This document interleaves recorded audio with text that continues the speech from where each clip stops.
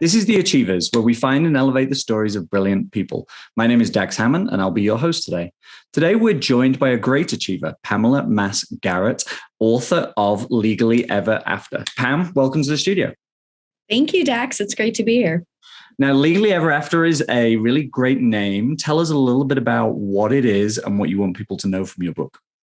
Yeah, so Legally Ever After is a book to help parents protect their kids' happiness and future. And it's a 6-step plan.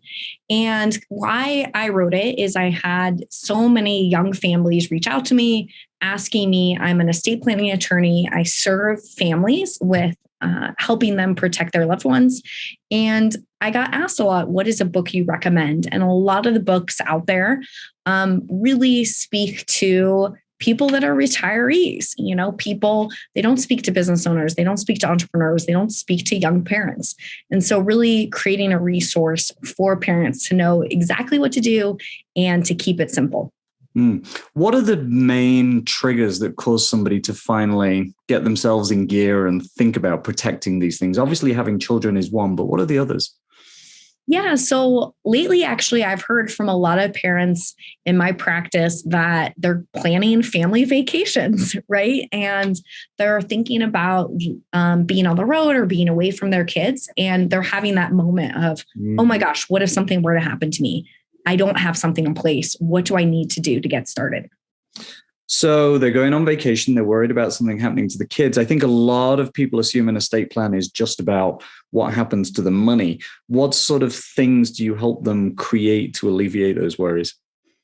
Yeah. So when it comes to the book and what I do, the book kind of lays out a 6-step plan. So a lot of parents, a lot of times when they hear the word estate planning, there's a lot of myths. They think it's only for multi-billionaires or multimillionaires, but really estate planning is for everyone. If you are alive, you need some type of plan of what would happen. And so the plan kind of starts out, the acronym is legacy. So that each step is LEGACY. So the first step is long-term guardians, naming long-term guardians to care for your kids, both long-term and short-term. Who would raise your kids if you could not? Okay. So we just recently went through this sort of process, and, it is one of those, processes, I think, where often as parents, we wake up at 2 a.m. worrying about what happens if I didn't wake up tomorrow, or what happens if something happens to me on vacation.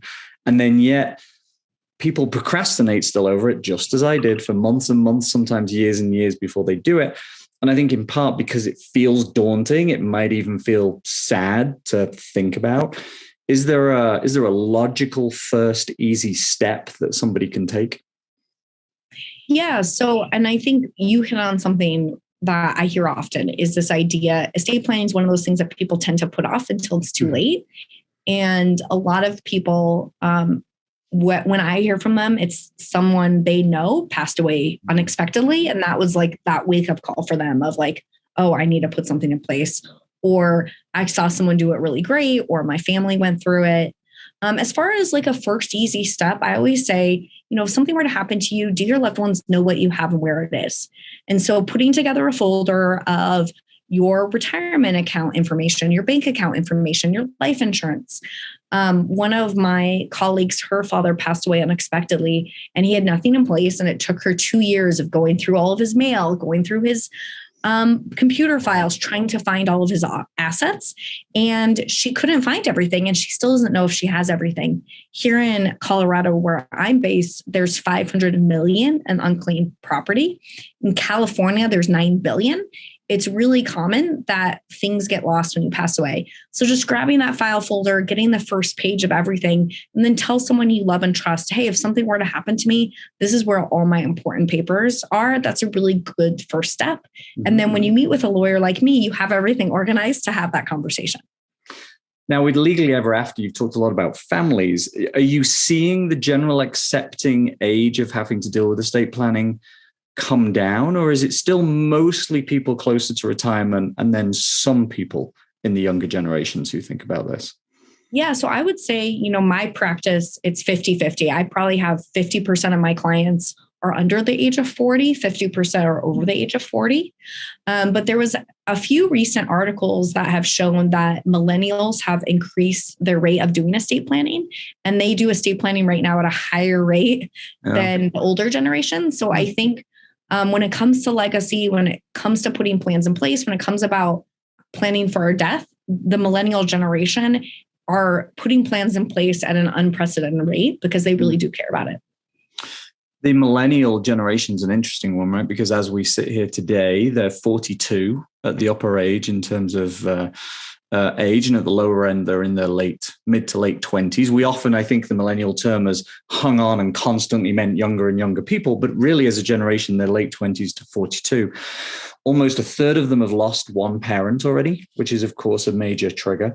And of course, they're one of the generations in recorded history that women are having children on their own more and more. And so therefore, they are worrying that if something happens to them, there isn't a partner there who is co-parenting those children with them. So I suppose that will contribute a lot to them deciding to tackle this. Are they then encouraging their parents to do it? Because as a generation, they're also due to inherit more wealth than any generation before. Yeah. So a lot of people talk about that as the sandwich generation, that the people of this age, they have minor children or children that are coming into early adulthood. And then they also have parents who they're taking care of, right? And so they're kind of sandwiched in of doing that. And I do come across that where I have clients who come in and we go through the process and they're like, wow, my parents need to update their plan, or my parents need to put an estate plan in place. And, there was the silent generation, which was my parents' generation, my grandparents' generation, which really didn't like to talk about these things. And then my parents' generation, which is the baby boomer generation, I feel like it's a mix. Like some people are really tackling it and getting plans in place, but statistically, it's still, only about 30% that has an estate plan in place. I'd love to see the difference in countries. So I'm originally from England, obviously, and in England, I think we certainly have a reputation for being a little bit more conservative, a little bit more silent. I know my parents and a lot of their friends certainly would never have talked about wealth or money or planning to any degree. I wonder to what extent that's different. Is there a big difference in the country here? As far as like across the country or from here internationally? No, across the country, across the US, state by state. Do you hear that the behaviors are very different? I do think so. I mean, I think there's, anecdotally, and I'm in a lot of different groups with different types of attorneys. So I think we talk a little bit about smaller towns versus larger cities, and then we talk about different demographics. I'm in Colorado, which is, kind of a good mix. Like we have some smaller towns that have farming communities that have family-owned businesses that they want to pass on. And then we have kind of more of our metropolitan areas where we have more of those kind of business owner, entrepreneurial, putting plans in place. But I do think, I think it varies across the country as far as comfort level talking about death. Mm-hmm. But I think that's changing. Like I think more and more people, like we've seen, are just more comfortable about realizing that it's an important piece. And that it's not so scary and it's okay to talk about. You mentioned there talking about those people coming in and recognizing that their parents need to update their plans. What triggers the need for an updated plan? Yeah, so I'm always trying to design plans for my clients that will last for a long haul. So they're not always having to come back and work with an attorney. But there's just life events. And in my book, I have a life event checklist of when you should update it. But things like, a new marriage, a new child, changes in business ownership, and then asset changes. Those are things when you probably want to take a look. Normally, I want to hear from my clients at least every 3 years as a check-in with them. But those types of events, I do have a checklist in the book to trigger. That's interesting. So with Legally Ever After, what's the sort of main one or two things that you really hope people learn from reading it? Yeah, so the book itself, the name is a play off the Cinderella story. And so we all remember the Cinderella story and kind of what happened. And the idea is your kids, they don't need a fairy godmother. They don't need a prince to save the day. They need you to get the tools in this book and put together an estate plan to protect them. And it's, even though kind of the Cinderella story is something that, we all grew up with as a fairy tale, many families across the country and the world, many kids go through what happened to Cinderella, where their parents pass away. There's a blended family. There isn't any plan in place. And assets don't pass how we want, that people go into court. So I think the takeaway that I want for people to hear is that, it's not something overwhelming. It's something that can be simplified. And that's the goal of this book, is to really make it accessible, to make it easy. I share a lot of stories, a lot of examples, and that, take that first next step and get your family protected. If people don't buy the book, if people don't learn these things, if they don't put these plans in place, what are the consequences they need to be aware of that can happen if they pass without a plan? Yeah. So if you pass without a plan, the state that you're in has a plan for you, and you're really putting it in the government's hands. And that default plan is probate. And that's often referred to as a lawsuit against yourself for the benefit of your creditors. That doesn't sound good to any of us. Does not. It's really costly. It causes a lot of conflict. It costs a lot of time. It's very public. And so the default plan is actually a lot worse than putting a plan in place. Okay. And that might involve child custody, not just what happens to finances. Yep. So, the default in an emergency situation, which is why in the book I talk about naming short-term guardians. In an emergency, only a blood relative can take temporary guardianship of minor children. So if you live somewhere where you don't have family members that live close by that can take temporary guardianship, or you have people that you don't really trust, then it's going to be a really scary situation for most kids. They're going to be in child protective services until the court system gets involved. And so we really want to put together an emergency response plan. We want to have short-term guardians, whether those are friends or neighbors or family members, that information is accessible and that they have the right paperwork. And then you can put in control, instead of the court or the government making a decision of who's going to raise your kids, you make that decision.